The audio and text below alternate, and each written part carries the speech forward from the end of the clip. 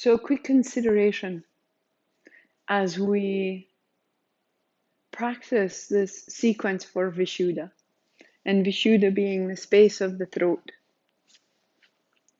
It's known as the place of mastery. And so, in that thought, I want to offer two things. One being emotional backwash, and two being steadiness. And so by emotional backwash, what I mean is when a wave comes up onto the beach and then draws back, that is the backwash that the next wave encounters.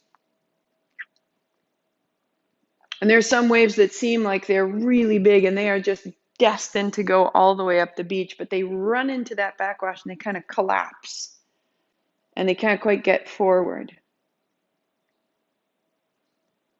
And if I think for myself of being in thick traffic, I'm tired, I'm hungry, there's cars all around me, I just want to get to the end of my day, I just want to get home.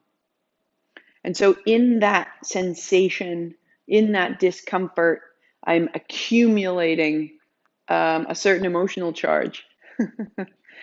And as I arrive, I step out of the car, and the option is to take that charge straight into the house, and that's what I bring in the room. I am no longer in the car, and the car is no longer in the traffic. But I have brought my emotional charge with me into the room. And now everyone in that room, pets included, are going to experience the emotional backwash of my being in the traffic. I've brought the traffic into the next exchange. And yet really what we wanted was to be out of the traffic. What we wanted was the exact opposite of the experience that we were having. What we wanted was to be held with happiness and welcome, to be at the next destination, to belong, to feel free. And so that's completely waiting for me. And I walk in the door and I miss it because I've brought the past experience with me and I've blocked the current experience. So now I'm just murn about the traffic. And the welcome that was there for me, waiting so beautifully, it meets my block. That's me. And then I get testy and I'm like, why aren't you welcoming me? Hey, love, I was there at the door. We were all set to go and you brought your car in with you, and then you brought like the other 70 cars that were on the highway with you, and there wasn't space. And so the challenge becomes, well, what do I do about that? This sequence is a phenomenal way of experiencing that this can pass out of us moment by moment.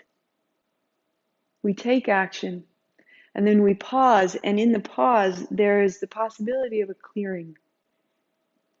Really riding the exhalation, and the exhalation is the apanavayu, and apanavayu is everything in our system that's designed to release. It can be elimination of what you don't need in terms of the end of your digestion. It can be the exhalation. It can even be an aspect of forgiveness so that you can release agitation. And when we get better and better at this, it can create a flow, because when we release, there's an emptiness, almost like a vacuum. If I can put down what I was just experiencing, now there's nothing. And into that nothing, the present moment will rush through me. And then that present moment I put down, and then the next moment is drawn in.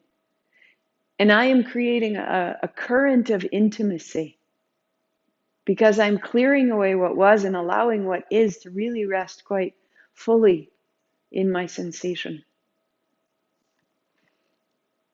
Use this practice as a means of releasing emotional backwash so that we're not bringing with us where we were, and we're encountering where we are more fully.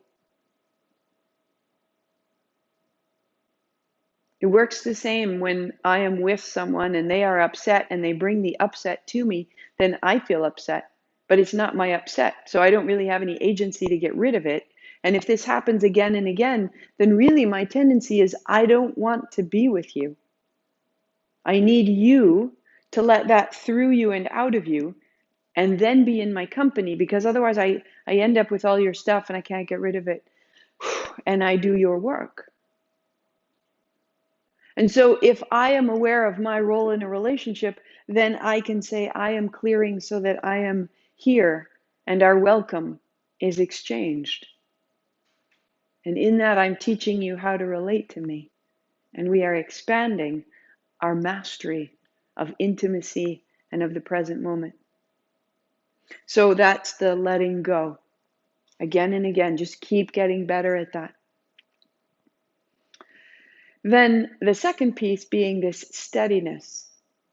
So you could think about the emptiness happening in the asana as we're warming up. It's when it's often most available. And then in the kriya, we have the opportunity to be steady. And the steadiness is an aspect of the mastery. And the mastery that begins at the throat is also the mastery that we will use for the mind, for ajna, and for the crown. And this is the mastery of simply staying in the center. The way the eye of a hurricane is quiet, and yet around it, it's 120 miles an hour.